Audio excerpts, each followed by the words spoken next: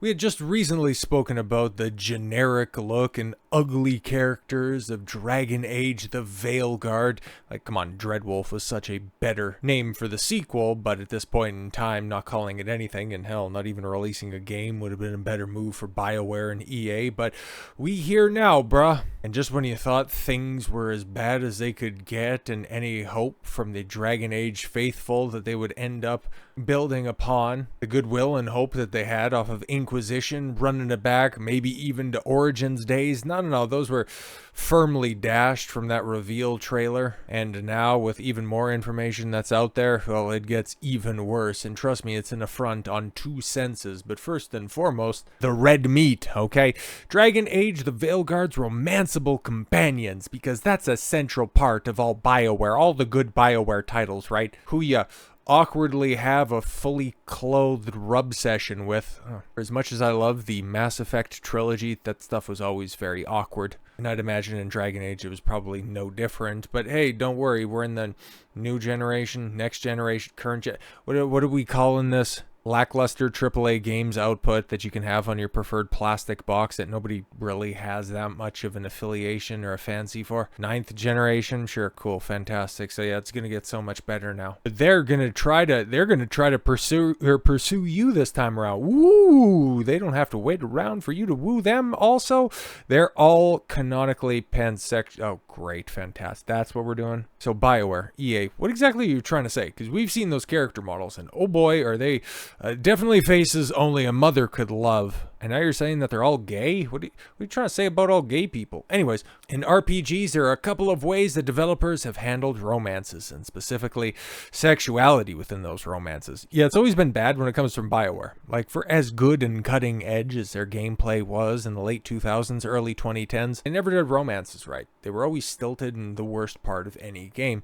For example, Zevran in Dragon Age Origins is bisexual, whereas Alistair, is straight, mixing up my good 2007 games. The second route is to make the companion characters player sexual, a la Baldur's Gate 3. Oh my god, the success of that game. And guess what? Just like Hollywood when it comes to, like, say, Spider-Man No Way Home, okay?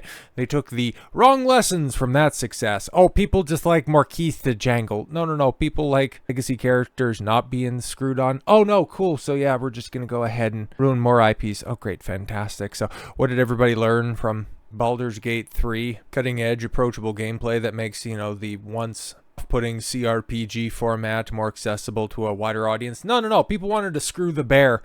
They have canon sexuality sometimes. Oh, ask the whatever, just a whole bunch of them. Cool. Just because other things make things gay, that means it's justification for Bioware to embrace their full gayness.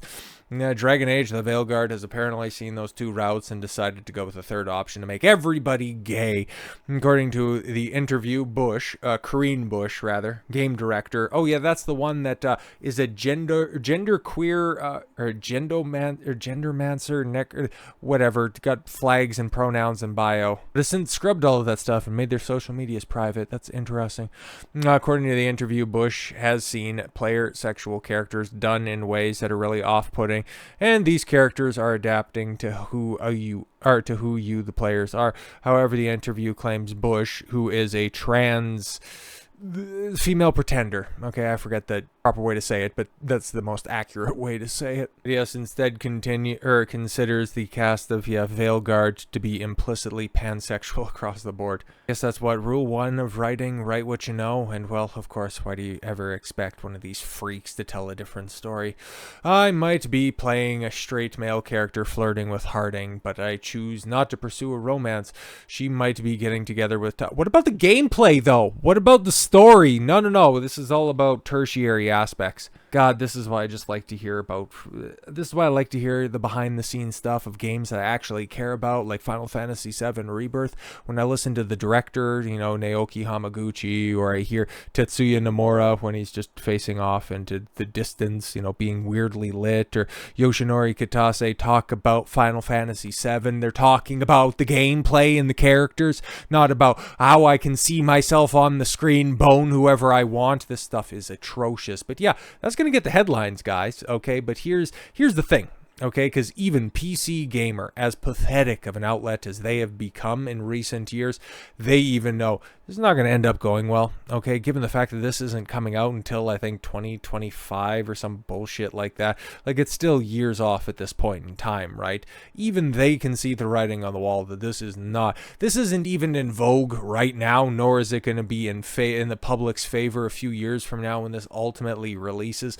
So they're already putting this stuff out there knowing that it's going to play well to their peers right now, but when they ultimately have to review this dumpster fire, the Dragon Age the Veilguard's gameplay reveal emphasizes just how terminally out of touch EA and Bioware have become. Yeah, now that we're talking about the game, now that we can talk about how, yeah, actually it's not fun and it's pretty outdated. Wow, just like most of AAA gaming in general. Oh, just tell us how great the story and how groundbreaking Neil Druckmann's take on revenge begets revenge and violence is bad. How that was just such a wonderful theme of The Last of Us 2.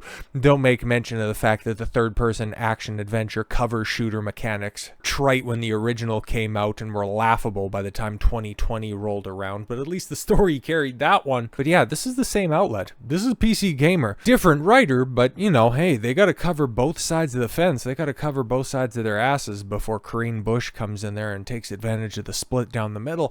I don't know who Dragon Age the Veilguard is for. It certainly doesn't seem to be for RPG fans. Oh, Bioware gave us their first glimpse of the game in action this week, and while it was a big improvement over the initial reveal trailer, which I'll take your word for it, it seems to have completely shed its CRPG roots. Oh, great. As Josh wrote in his preview, Dragon Age becomes what it probably always designed to be, a Mass Effect game. And by the sounds of it, less 2, more Andromeda. It wasn't already... Oh, I'm sorry. It wasn't already apparent from Andromeda and Anthem. Oh, they even name check them. Wow.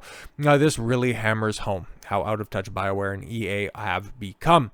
When Bioware introduced the world of Mass Effect, it was trying to find a place in a world seemingly dominated by consoles. I'm sorry, what? Easy to forget that PC gaming was in dire state not all that long ago, inundated as we were with poor quality ports, which still kind of ends up being the case in today's day and age, and constant snubs whenever E3 rolled around. Yeah, keep opining about how terrible the industry has become, but yeah, okay, whatever. But Mass Effect's concessions with the console crowd made perfect sense at the time. People didn't seem to want CRPGs anymore. No, they did. They just wanted good ones, and that's what the first Mass Effect and the first 3 Mass Effects were. We wanted cinematic action and explosions and companions that you could ignore until you felt like flirting with them. Well, that's just not true about Did you even play Mass Effect? And in a sci-fi game where you're effectively a special forces soldier, it felt like a good fit. It was with Dragon Age where Bioware kept its CRPG legacy alive. Origins launched 2 years after Mass Effect. That long? Wow, man. I seem to remember those came out in quick succession, but okay. And while it came to consoles as well, there was no denying how it was rooted the spiritual successor to Baldur's Gate in the studio's past. Sure, it was gory and gritty with a real-time, with pause combat system that completely ignored, but was classic RPG, but EA never seemed to see the appeal in the series, according to lead writer David Geider.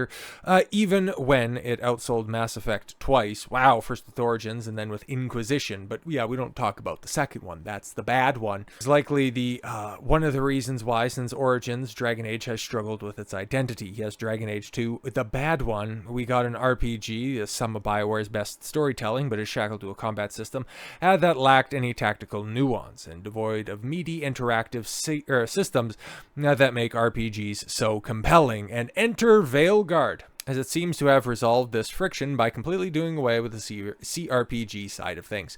Granted, this is just based on one demo and gameplay revealed, but this is how Bioware and EA have decided to showcase the game to the world, and it doesn't make a great first impression. What they decided to show off in the game was frequently a wretch's control from the player offers limited dialogue options, and features a combat system designed for the action crowd, complete with active dodging and parrying. So what, it's going to be a Souls-like with just shitty Fortnite characters?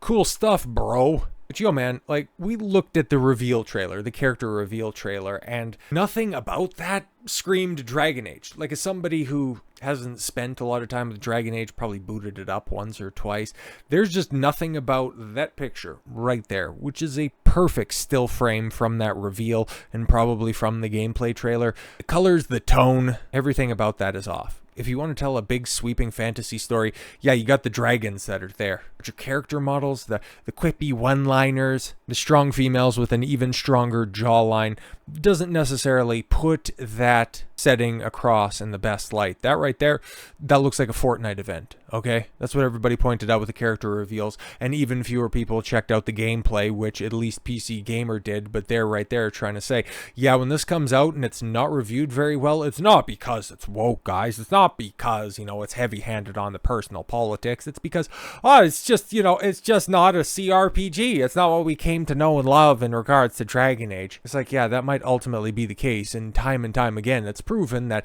everything that gets touched by Sweet Baby Inc., Black Girl Gamers, all of those other stupid consultancy firms, ultimately the game that's underneath that ends up getting roasted is bad, is really bad. From a mechanics, character, gameplay standpoint, it's all trash. What ends up getting the headlines is the dumb stuff, like every character is going to be canonically pansexual, when in actuality, these games at the AAA space are so shackled by their ballooned budgets from their legacy out-of-touch publishers, okay? This is another EA classic, man. Force your bullshit over the top to fit a square peg into a round hole, but looks like they found the perfect developer when it comes to sticking things in places that they don't belong in the form of Bioware in 2024. It's unfortunate that Microsoft never got around to purchasing EA because, like Arcane, Austin a couple of months back, they could have done the gaming world a service by shutting down Bioware, because this is not the Bioware you remember. This is not the Bioware that put out Jade Empire, Knights of the Old Republic, Mass Effects 1, 2, and 3, or even Dragon Age Origins and Inquisition and Hell at this point in time, especially with what we've seen, what we've heard, what we've experienced. Not even Dragon Age 2. This is the new age of Bioware, the personal politics age of Bioware, the Mass Effect Andromeda age of Bioware, which is now approaching 10 years old, and nobody has a good thing to say about that dumpster fire. So with all that said, thank you all very much for the gift of your time. I've been Don Consuelo. I want you to follow your gut and get after it. Take care, everyone.